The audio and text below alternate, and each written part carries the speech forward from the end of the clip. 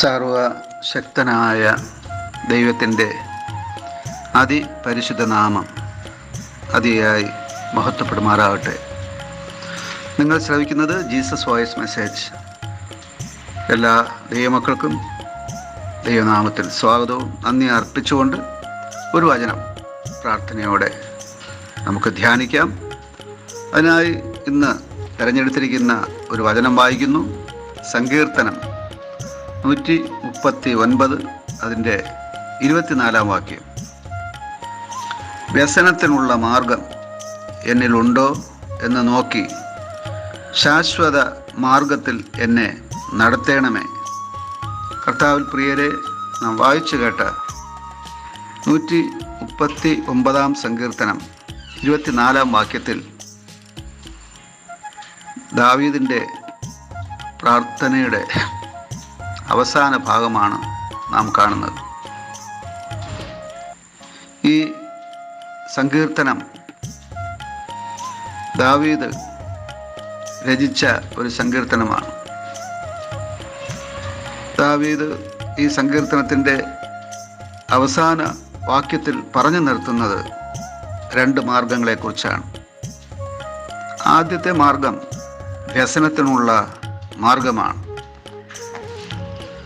എന്താണ് വ്യസനത്തിനുള്ള മാർഗം? നാം ഒരു പാതയിൽ സഞ്ചരിക്കുമ്പോൾ, നാം ഒരു മാർഗത്തിൽ സഞ്ചരിക്കുമ്പോൾ ആ മാർഗം തെറ്റായതും ദൈവഹിത പ്രകാരമുള്ളത് അല്ലാത്തതും പാപത്തിൻ്റെ വഴികൾ ആകുന്നതും അതിൻ്റെ അനന്തരഫലമായി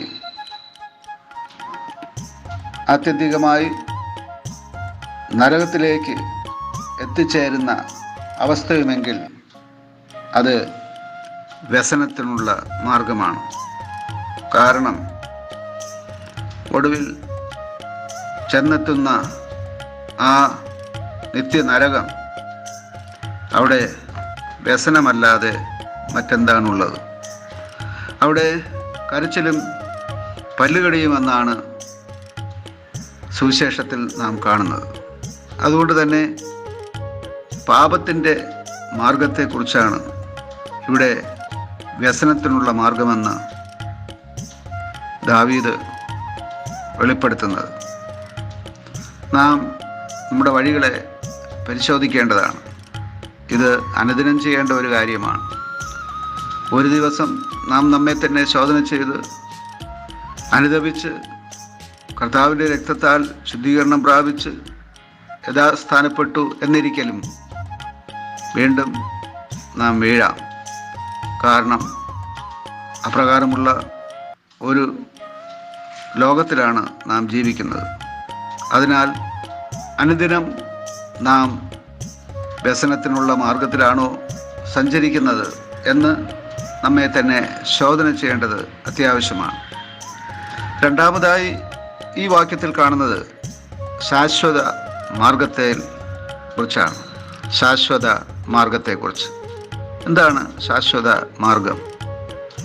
ഇത് സ്വർഗരാജ്യത്തിലേക്കുള്ള വഴിയാണ്. ഈ വഴിയിൽ ക്രിസ്തുവുണ്ട്, അഥവാ യേശുവുണ്ട്. ആ യേശുവിൻ്റെ പാതയിൽ, യേശു നടന്ന വഴിയെ യേശുവിൻ്റെ വചനമനുസരിച്ച് കർത്താവിൻ്റെ കരം പിടിച്ചുകൊണ്ട് നാം നടക്കുന്നു. ഈ ശാശ്വത മാർഗം ചെന്നെത്തുന്നത് നിത്യരാജ്യത്തിലാണ്, സ്വർഗരാജ്യത്തിലാണ്.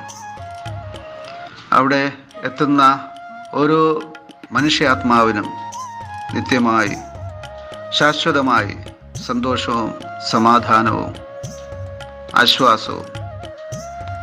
ആ സ്വർഗത്തെക്കുറിച്ചുള്ള വിവരണങ്ങൾ ഒരു നീണ്ട പട്ടികയാണ്.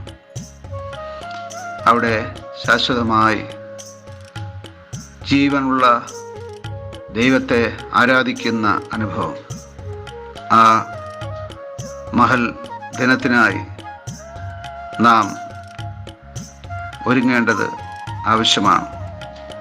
അതിന് നാം ചെയ്യേണ്ടത് നാം സഞ്ചരിക്കുന്നത് വ്യസനത്തിനുള്ള മാർഗത്തിലാണോ അഥവാ ശാശ്വത മാർഗത്തിലാണോ എന്നുള്ള ശോധന ചെയ്യലാണ്. അങ്ങനെ നാം അനുദിനം നമ്മെ തന്നെ ശോധന ചെയ്ത് നാം ആ ശാശ്വത മാർഗത്തിലാണ് സഞ്ചരിക്കുന്നതെന്ന് ഉറപ്പുവരുത്തിക്കൊണ്ട് മുന്നോട്ട് പോയാൽ ആ നിത്യ സ്വർഗത്തിൽ നമുക്ക് കർത്താവിനോടൊപ്പം ആനന്ദിക്കുവാനായിട്ട് സാധിക്കും. ആമേൻ, ആമേൻ.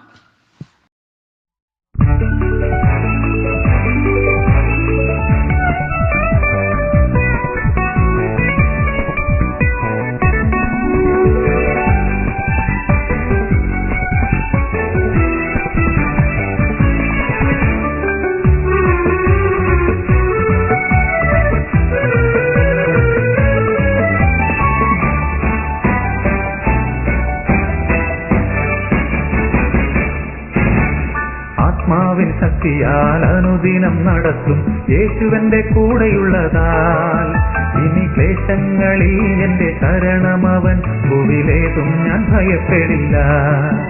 ഇനി ക്ലേശങ്ങളിൽ എന്റെ ശരണമവൻ, ഭൂവിലേതും ഞാൻ ഭയപ്പെടില്ല. എന്റെ ദൈവത്താലേ സകലത്തിനും മതിയായവൻ ഞാനെന്നറിഞ്ഞിരുന്നു. എന്റെ താഴ്ചയിലും സമൃദ്ധിയിലും ആത്മാവിൻ ബലം എന്നെ നടത്തിയിടുന്നു. ഞാൻ ലജ്ജിതനായി തീർന്നിടുവാൻ ഇടവരില്ല. എന്റെ ആവശ്യങ്ങൾ അറിഞ്ഞെന്നെ നടത്തിയിടും താൻ. ഞാൻ ലജ്ജിതനായി തീർന്നിടുവാൻ ഇടവരില്ല. എന്റെ ആവശ്യങ്ങൾ അറിഞ്ഞെന്നെ നടത്തിയിടും താൻ. ആത്മാവിൻ ശക്തിയാൽ അനുദിനം നടത്തും യേശുവന്റെ കൂടെയുള്ളതാൽ ഇനി ക്ലേശങ്ങളിൽ എന്റെ ശരണമവൻ, ഭൂവിലേതും ഞാൻ ഭയപ്പെടില്ല. ഇനി ക്ലേശങ്ങളിൽ എന്റെ ശരണമവൻ, ഭൂവിലേതും ഞാൻ ഭയപ്പെടില്ല.